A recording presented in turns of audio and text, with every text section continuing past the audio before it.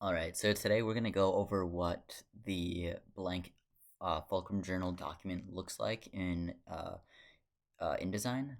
So this is so we kind of have a structure for everything, so we don't have to put it together piece by piece every year. Um, so once you first open the document, there's going to be pop-ups that say stuff about uh, changing fonts or finding alternative fonts and stuff like that. You can just go bypass that, ignore that for now. Um, so there's going to be a bunch of pages, spreads in this document, and then the cover page, and then the back cover page. Um, so you'll access that by having this pages side thing open.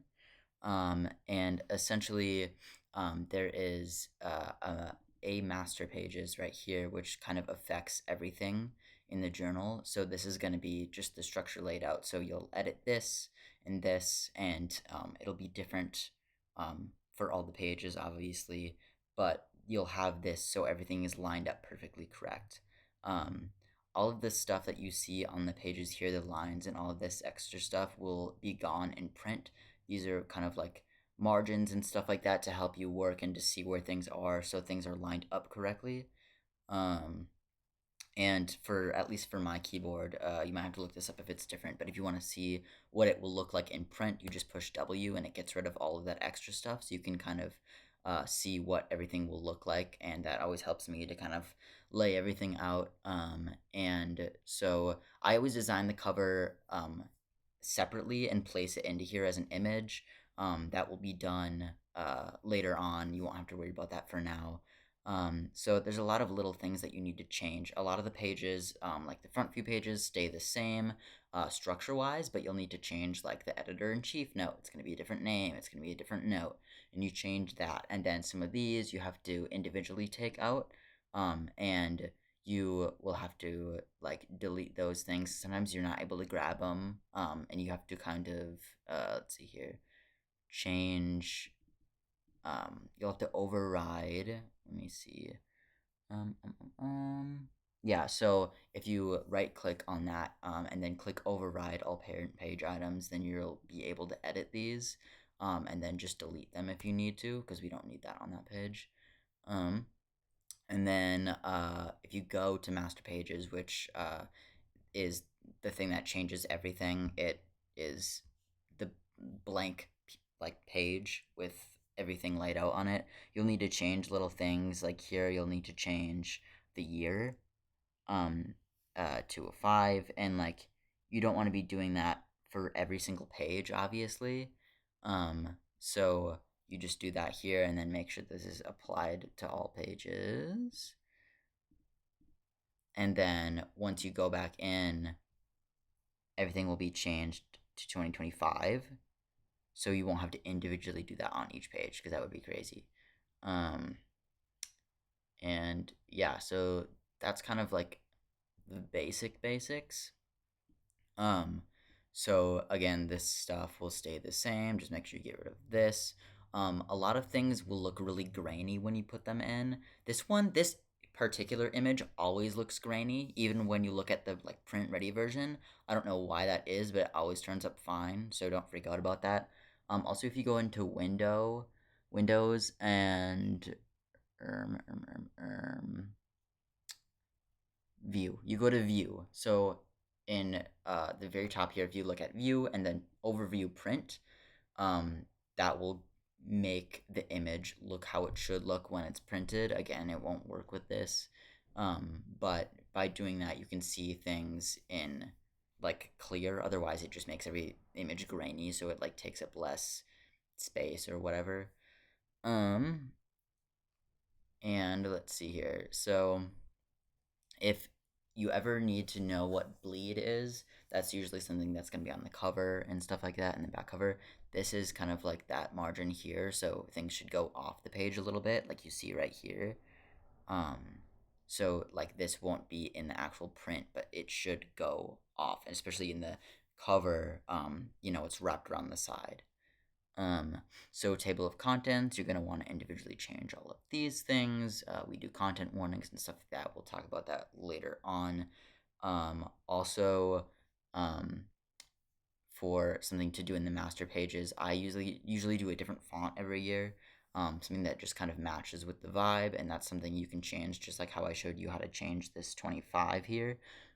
You'll change that in the same area, and then the numbers, the page numbers, should already be all set to go. You shouldn't have to worry about that at all. Just make sure they're lined up with how they are in the table of contents. And then I'll probably help with inserting images and stuff like that. You'll need to go into Photoshop and change the PPI. And because when you crop things and you make them a certain size on a page, it messes with like the pixels. So you'll need to make sure that it's at the right setting so things are at its best quality. And I'll kind of show you how to do that later. Um, and then like just these margins, you want to kind of stay within these margins. And so all the pages are going to be blank like this. You'll go all the way down. It's going to be the same here. Things are laid out so you'll see how they're supposed to look. You can change the colors, blah, blah, blah. I'll kind of show what a finished one looks like. So here's Ecdysis from last year. Let me zoom out here. Just kidding. This is just the cover. We don't want just the cover, do we? Let me see here. I don't know if it's in this. Yes. So yeah, replace fonts, blah, blah, blah. Just skip that. And so you see that I have print overview on. I have the W pressed. It'll still look like this, you know. But then, yeah, you can see this is what it looks like in print. So like as you see, like things are lined up within this. You want to have them as consistent as possible. Not coming out too much on the sides, just like consistent sizing for everything. And then the thing that y'all will mostly be working on is like structuring the actual text. It feels like busy work. It's really like tedious and nitpicky.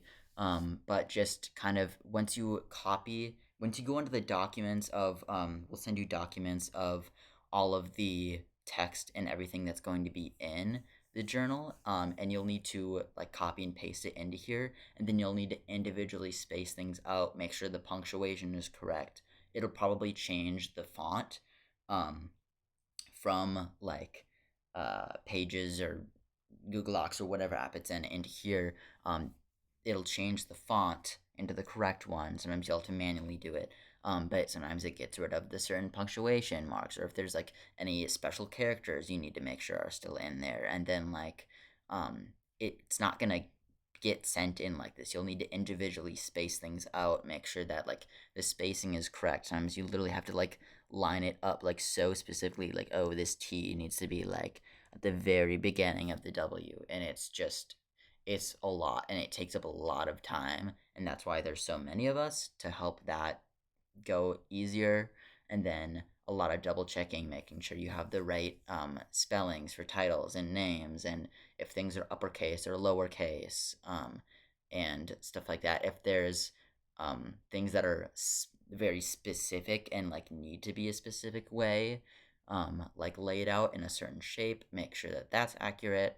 And then I always do a lot of doodles to put on the inside, and those are just like PNGs because it's transparent, and I just like put those in. And later on, I'll do more clips of like how to do specific things, because it's a lot to remember. And you'll probably find yourself looking back at those videos. This is just supposed to be very rambly, random, like this is what it looks like, this is what you'll be doing type thing. And then, yeah, so a lot of changing colors, making sure it's just a lot of layout design is what it is. And making something that is really difficult is you'll have to space out things. Like if there's something that is really long, you'll need more than one page for it. And you have to make sure that you space things correctly because it's not going to do this for you.